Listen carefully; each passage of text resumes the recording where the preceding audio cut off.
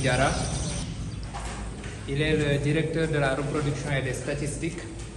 Il est diplômé de chef de centre en insémination artificielle, donc vraiment un haut spécialiste en amélioration génétique de la race chevalier.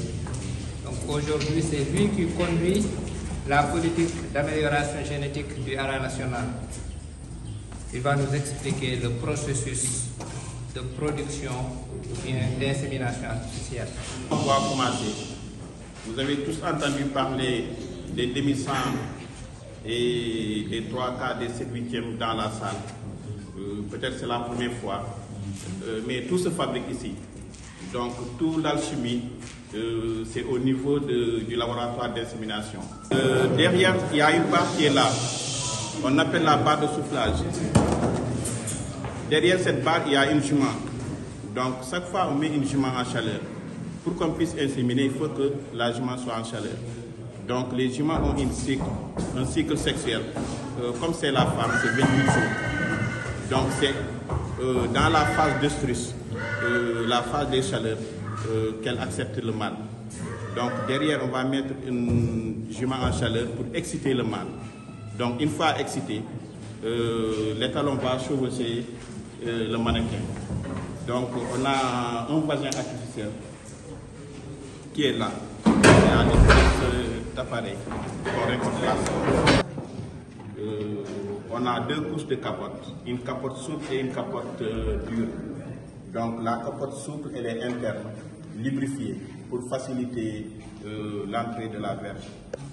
Donc au bout, il y a un bocal pour recueillir la semence.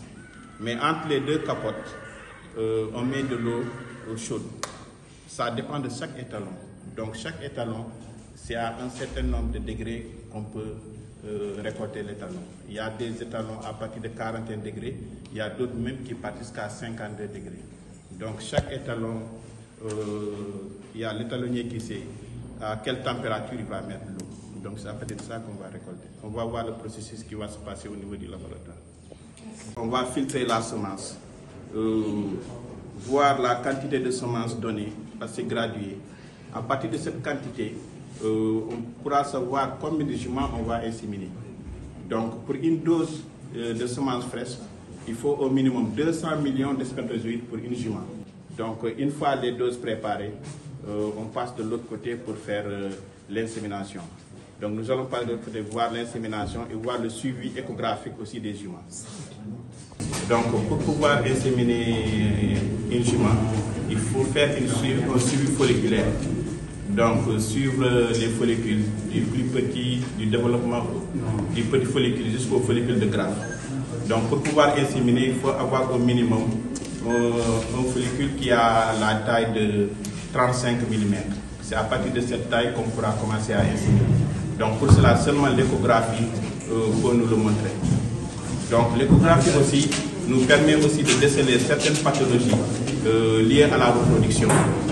Donc c'est à partir de l'échographie qu'on pourra savoir si la jument a des kystes qui sont peut-être logés au niveau de la matrice, qui peuvent empêcher peut-être la nidation ou la fécondation, ou s'il y a d'autres pathologies comme des métrites qu'on a souvent et qu'on traite. Donc il va faire un suivi d'une jument. Ce matin on l'avait vu, donc il va faire le suivi et faire l'insémination de maman. Donc on peut inséminer ça 3 fois, chaque 48 heures. Donc ça va couvrir toute la semaine. Mais on peut aussi induire l'ovulation. Induire l'ovulation, c'est-à-dire on va éliminer des hormones. Le HCG, si on l'injecte, on saura que dans 24 à 36 heures, cette jument va ovuler. Donc ça donne beaucoup plus de résultats.